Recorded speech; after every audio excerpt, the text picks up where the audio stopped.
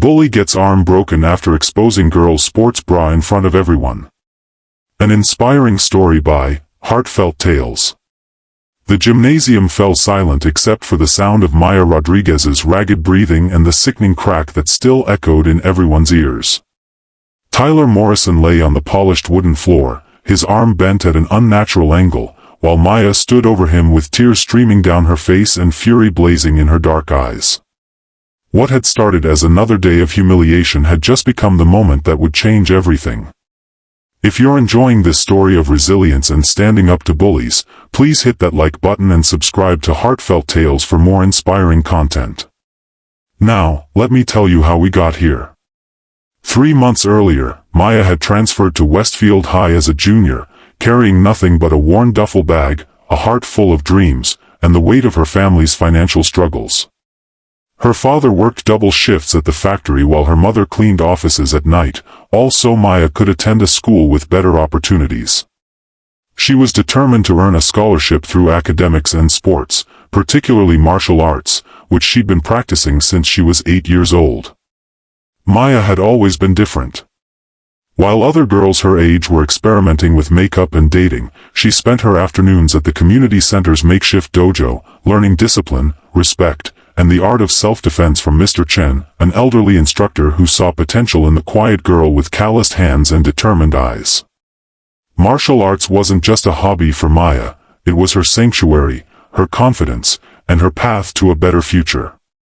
But Westfield High was a world away from the community center.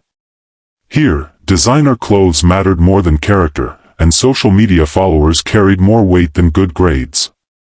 Maya's thrift store outfits and hand-me-down backpack made her an immediate target for the school's elite clique, led by Tyler Morrison and his girlfriend, Brittany Walsh. Tyler came from old money, his family owned half the businesses in town, and he'd never faced a consequence he couldn't buy his way out of. At 6 feet tall with perfectly styled blonde hair and a cocky smirk, he ruled the school through a combination of charm and cruelty. Brittany, equally privileged and twice as vicious, saw Maya as entertainment, a way to prove her own superiority by tearing down someone who dared to be different. The bullying started small. Whispered comments about Maya's Goodwill fashion sense in the hallways. Social media posts featuring blurry photos of her eating lunch alone with captions like, "Scholarship Charity Case Alert." Maya tried to ignore it, focusing on her studies and the small martial arts club she'd started with 3 other students who didn't quite fit in anywhere else. But Tyler and Brittany weren't content with subtle cruelty. They escalated their attacks, spreading rumors that Maya smelled bad, that her family was on welfare, that she was too weird and violent to have friends. They convinced other students to exclude her from group projects, to change seats when she sat nearby, to treat her like she was invisible, or worse, contagious. Maya's grades began to suffer as the constant stress took its toll. She'd lie awake at night, staring at the ceiling of her family's small apartment, listening to her parents whisper about bills and wondering if she was strong enough to endure 3 more semesters of high school hell.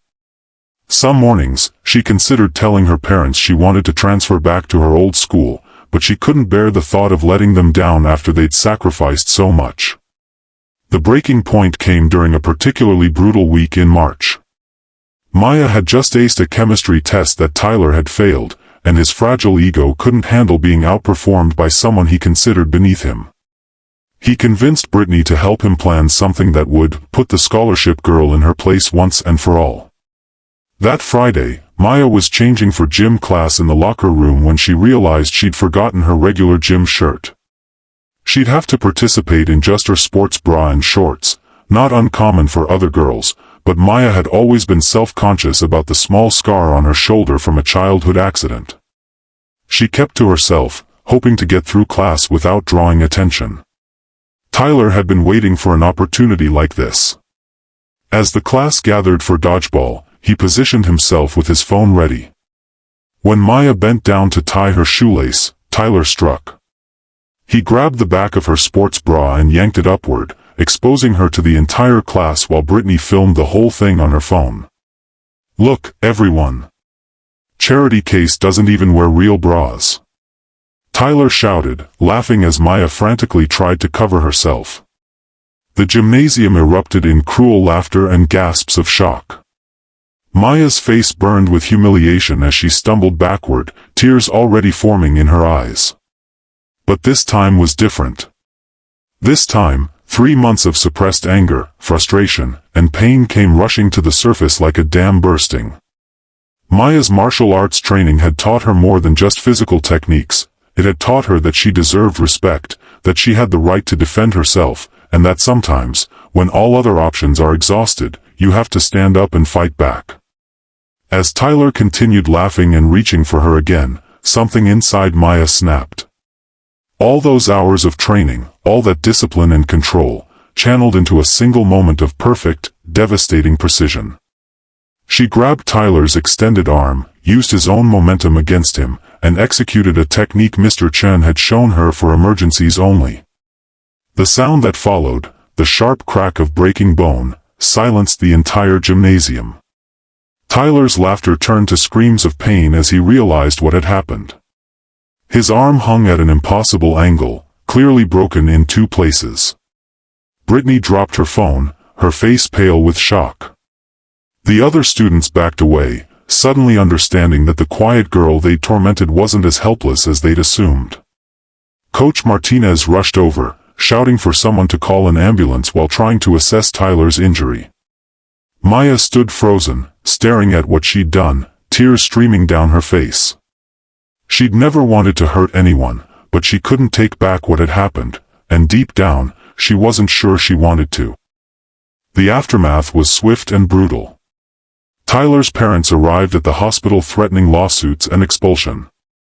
The video Brittany had been filming was confiscated by school administrators, but not before several students had seen the full context of what had happened. Word spread quickly through the school. Tyler hadn't just been randomly attacked. He'd been humiliating and sexually harassing another student when she'd finally fought back. Maya sat in the principal's office with her parents, waiting to learn her fate. She expected expulsion, maybe even criminal charges. Instead, she found herself surrounded by an unexpected army of supporters. The 3 students in her martial arts club came forward with stories of their own bullying experiences at Tyler's hands. Other students, emboldened by Maya's courage, began sharing their own encounters with the school's toxic power structure. Most surprisingly, several teachers who had witnessed the months of harassment spoke up on Maya's behalf.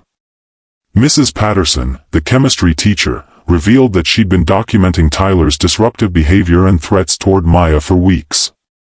Coach Martinez admitted he'd seen Tyler and his friends cornering Maya after classes but hadn't intervened, something he now deeply regretted.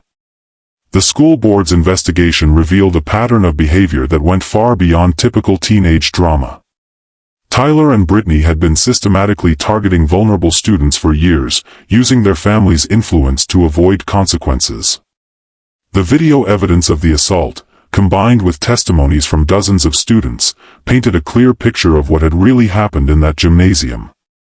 Tyler faced suspension, mandatory anger management classes, and a restraining order that kept him away from Maya. His college prospects evaporated when the incident became public, and several universities rescinded scholarship offers. Brittany was suspended as well and required to attend sensitivity training. For the first time in their lives, their actions had real consequences.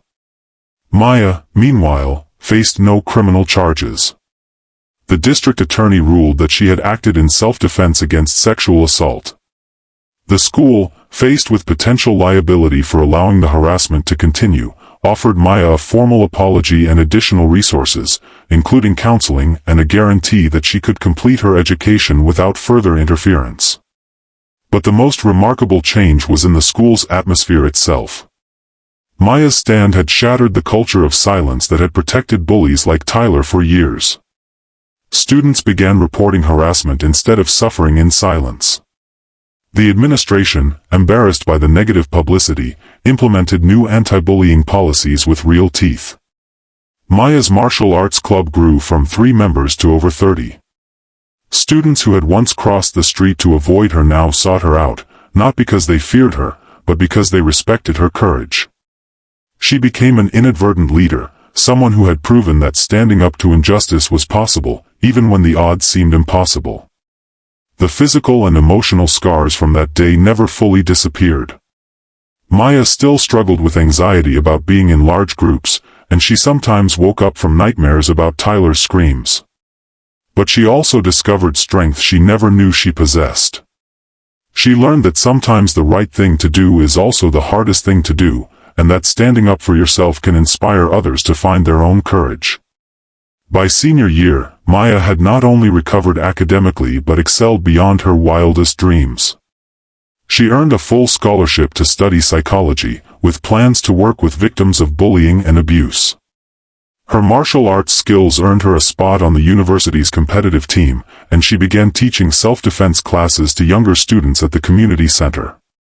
Tyler, meanwhile, was forced to confront the damage his cruelty had caused. His broken arm healed, but his reputation never did. He spent months in therapy, slowly beginning to understand how his privilege had blinded him to the pain he'd inflicted on others. He eventually wrote Maya a letter of apology, not because it was required, but because he'd finally developed enough empathy to understand how deeply he'd hurt her. Maya never responded to the letter, but she kept it as a reminder that people can change, even those who seem irredeemable. She'd learned that forgiveness doesn't require forgetting, and that healing doesn't always look like reconciliation. The incident in the gymnasium became legendary at Westfield High, but not for the reasons Tyler had intended. It became a story about the power of standing up to bullies, about the importance of treating everyone with dignity, and about the courage it takes to be different in a world that often punishes uniqueness. Maya graduated as valedictorian, but her speech that day wasn't about academic achievement. Instead, she spoke about resilience, about the importance of using your voice to protect those who can't protect themselves, and about the fact that true strength comes not from the power to hurt others, but from the courage to stand up when it matters most. Years later, Dr. Maya Rodriguez would become a renowned expert on bullying prevention and trauma recovery. She'd travel the country speaking to students, parents, and educators about creating safer school environments. She'd publish research papers and write books, but she'd never forget the scared girl who once sat alone in a cafeteria, wondering if she was strong enough to survive high school. The scar on her shoulder, once a source of shame, became a symbol of survival. She'd trace it sometimes when she was nervous before speaking engagements, remembering that everyone carries invisible wounds, and that healing is possible when we refuse to suffer in silence. Maya's story spread far beyond Westfield High, inspiring countless other students to find their own courage in the face of adversity.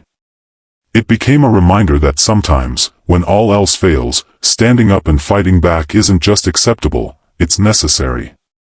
The broken arm healed in 6 weeks. The broken cycle of bullying took much longer to repair, but Maya's courage that day proved that change is possible when someone is brave enough to say, enough. If Maya's incredible journey of resilience and courage has moved you, I encourage you to share your thoughts in the comments below. Have you or someone you know faced similar challenges? How did you find the strength to stand up? Your story could inspire someone else who's struggling right now. And if this tale has touched your heart, please give it a thumbs up and hit that subscribe button to join the Heartfelt Tales family.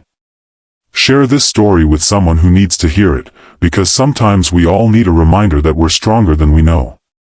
Every like, share, and subscription helps us reach more people with these important messages of hope and resilience. Thank you for being part of our community, and remember, your voice matters, your story matters, and you have the power to create positive change in the world, one brave moment at a time.